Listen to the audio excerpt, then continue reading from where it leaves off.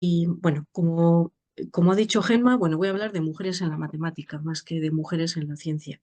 Y os voy a hablar bueno, de algunas mujeres en matemáticas, pero no quiero que esto sea únicamente un, un- bueno, una charla en la que, como muchas de las que doy, pues hablo del trabajo que hicieron algunas mujeres en el ámbito de las matemáticas. Quería hacer una pequeña introducción un poco más crítica, a lo mejor, porque la situación de las mujeres en las matemáticas, en la matemática, fue la que fue. Tenemos pocos referentes de mujeres matemáticas y además la situación actual tampoco es, la verdad, como decimos aquí, para echar cohetes, ¿no? Así que quería empezar con una imagen que vi hace ya unos cuantos meses, pero me impactó mucho y me gusta mucho utilizarla en las charlas que doy, porque me parece una metáfora sobre la situación ya no de las mujeres en la ciencia, las mujeres en las matemáticas, sino de las mujeres en la vida, ¿no? Esto es lo compartieron en LinkedIn, perdón, en Twitter o en X, vamos, una persona y bueno, es de una firma de arquitectura polaca, me parece que es, de mujeres, digamos, liderada por mujeres, esa que tenéis allí, que es su dirección en LinkedIn.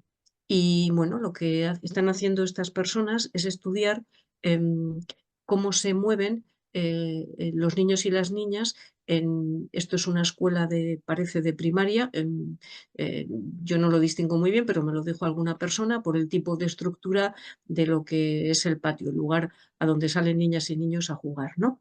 Y bueno, en azul, como veis en la segunda columna, lo que se hace es cómo ocupan los niños, los varones me refiero, los lugares del patio. Eh, Fijaros que lo que no ocupan los niños es porque hay un edificio, ¿no? Y eso lo ocupan los niños y las niñas porque van, me refiero, tendrán clase o harán gimnasia dentro o comerán, dependiendo de cómo sea esa escuela, ¿no? Y sin embargo, en la tercera imagen que podéis ver allí, en rojo, se ve la ocupación de las niñas en ese patio de la escuela, ¿no? Un momento en el que, bueno, están distendidos y distendidas y se supone que juegan, descansan, hacen sus relaciones sociales, en fin, un momento de asueto. Y bueno, pues como veis, los niños lo ocupan absolutamente todo y las niñas ocupan los márgenes. Y bueno, pues esto es una muestra. Bueno, basta con sacar un balón en mitad de un patio para que ellos se queden con el patio y ellas ya no puedan ocuparlo.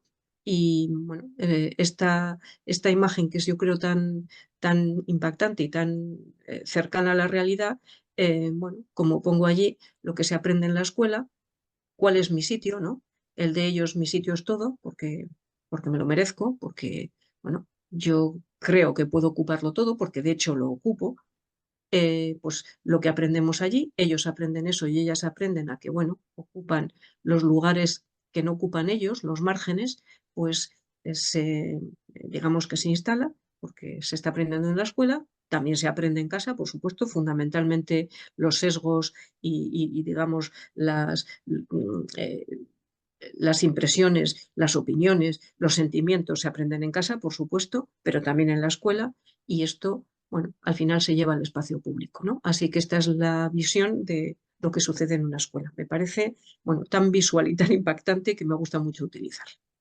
Y quería, bueno, continuar con una noticia bueno, esta es la noticia que salió en El País, pero fue de una publicación ya de hace 7 años, que es bastante conocida, una publicación de la revista Science, que es una de las revistas científicas pues, más relevantes que hay.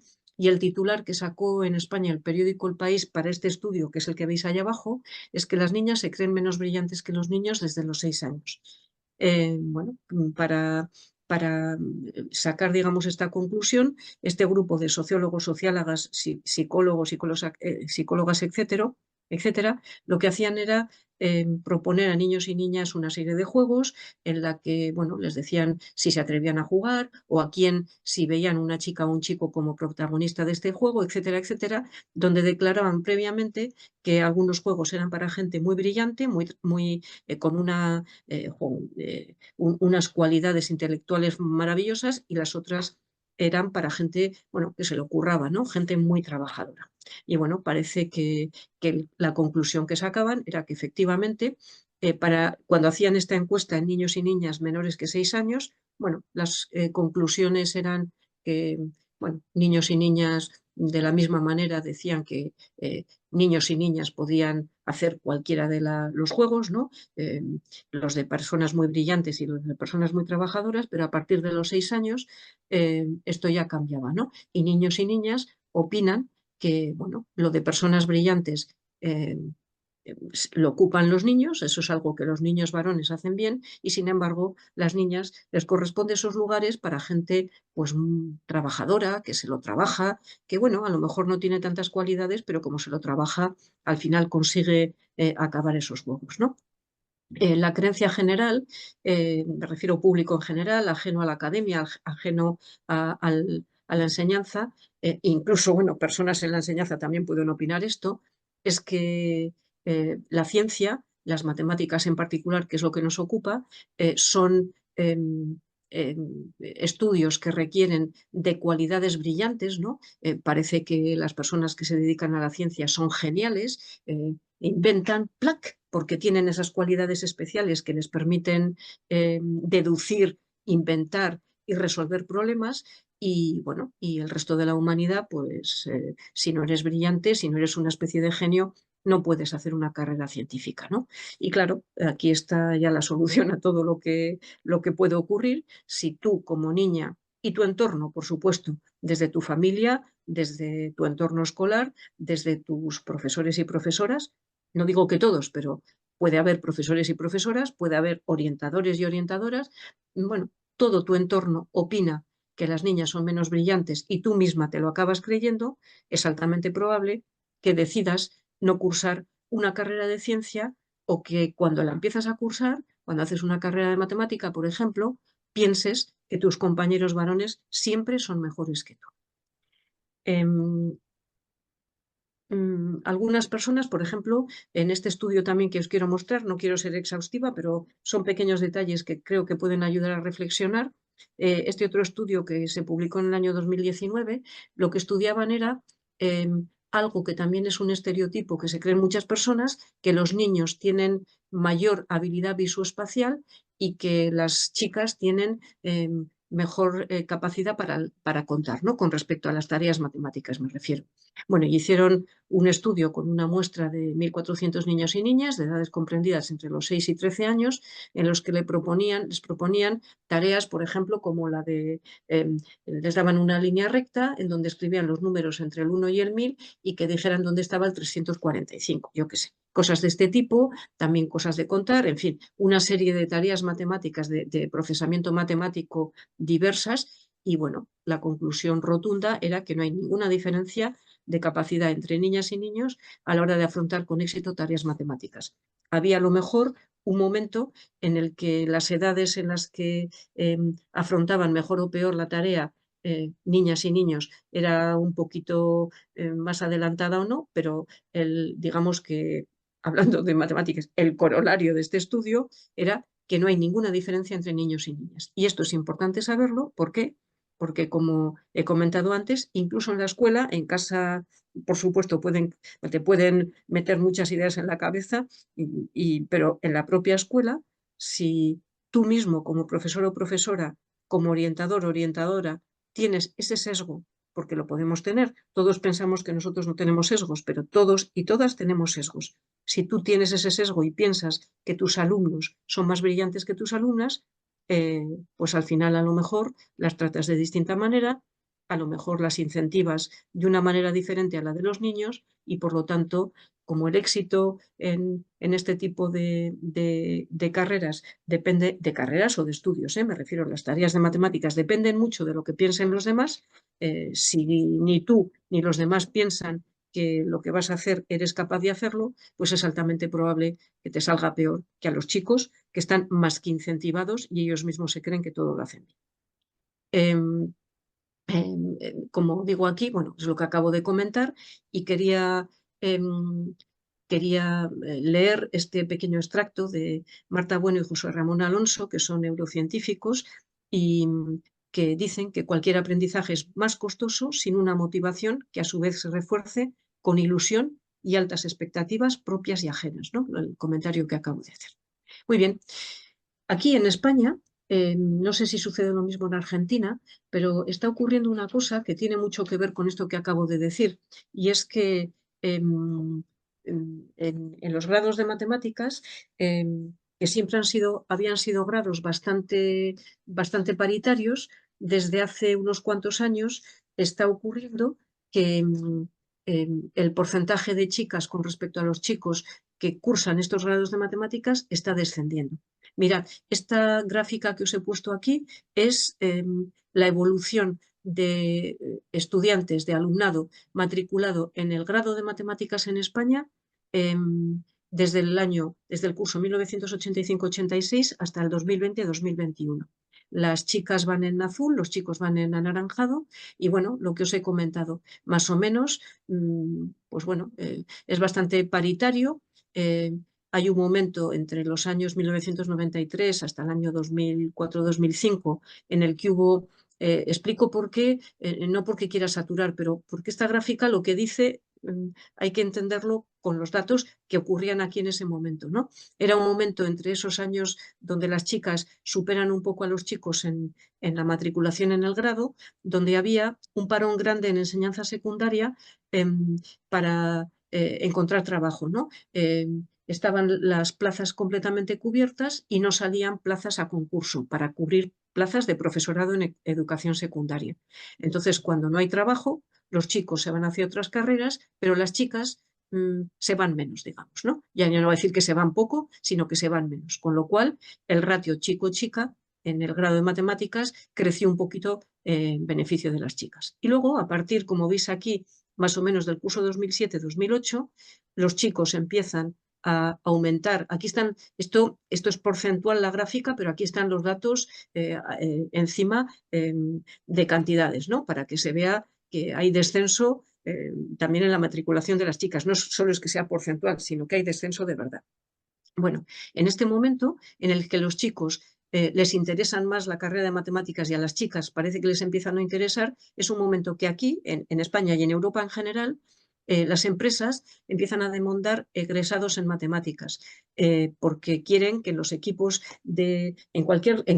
casi cualquier lugar cambian un poco el paradigma de tener ingenieros e ingenieras formadas de manera generalista o ingenieros, digamos, formados en diversas ramas, a cambiar ese paradigma por contratar primero de manera tímida, pero luego esto ha entrado y ya se ha quedado, a físicos y físicas, biólogos, biólogas, matemáticos, matemáticas, ingenieros, ingenieras, pero digamos, especialistas en un área que no saben lo demás para, por ejemplo, yo qué sé, hacer estudios de pesquería, de en qué momento hay que dejar de pescar para que los peces se reproduzcan, bla, bla, bla, bla, y necesitan equipos interdisciplinares que estudien el plancton que estudien bueno, un montón de cosas, que modelicen matemáticamente, etc.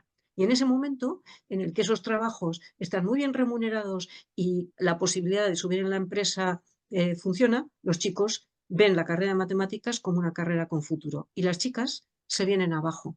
Porque, bueno, también se colocan en las empresas, por supuesto, pero ellos entran con fuerza, ellas no, y de hecho las mujeres que estudian matemáticas empiezan a descender. Y seguimos con la misma tónica en estos cursos en los que estamos ahora.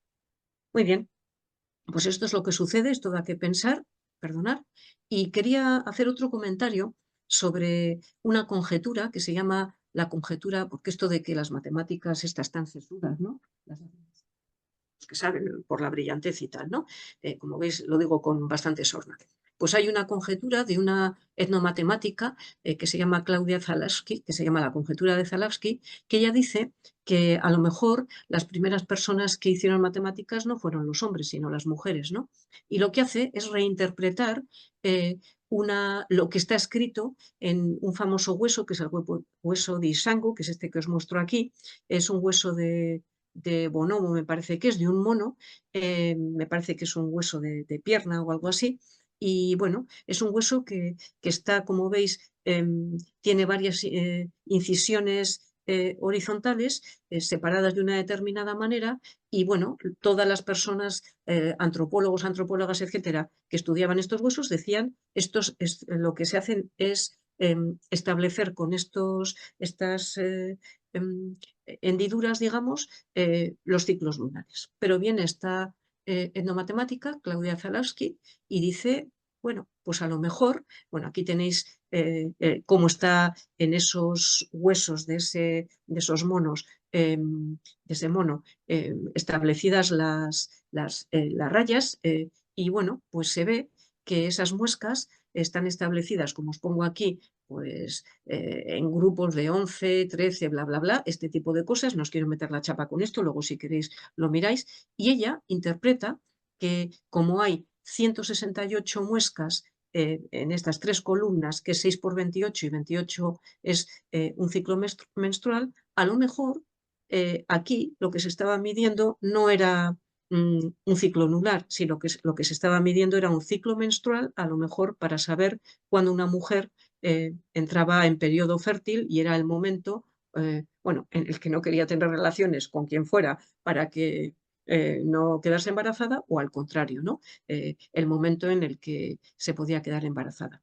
Esto es una conjetura, evidentemente, pero las interpretaciones anteriores, realizadas sin ninguna perspectiva de género, también son conjeturas, porque nadie estaba allí para saber quién hizo estas hendiduras y por qué esas hendiduras deberían representar un ciclo lunar, ¿no? Esta conjetura tiene apoyo en otro grupo de plaquitas encontradas en la cueva de Altamira, que es del Solutrense, lo otro era, no sé, del Paleolítico Superior, me parece, en Santander, aquí en el norte de España, y en este caso, perdón, aquí os enseño esas plaquitas, eran como decoraciones para colgarse, como veis, pues para hacer collares o lo que fuera, y bueno, estas son las 8 plaquitas que os acabo de comentar, cada una de ellas tiene 30 incisiones, que bueno, podría corresponder de nuevo con esa interpretación de esta etnomatemática en unos, bueno, lo que supone un ciclo menstrual, ¿no? Y, por ejemplo, aquí que hay 8, pues esto podría ser una manera de contabilizar un embarazo. Esto es con una gran interrogación, ¿no? A lo mejor se querría representar de esta manera los 8 meses a contar desde la primera falta.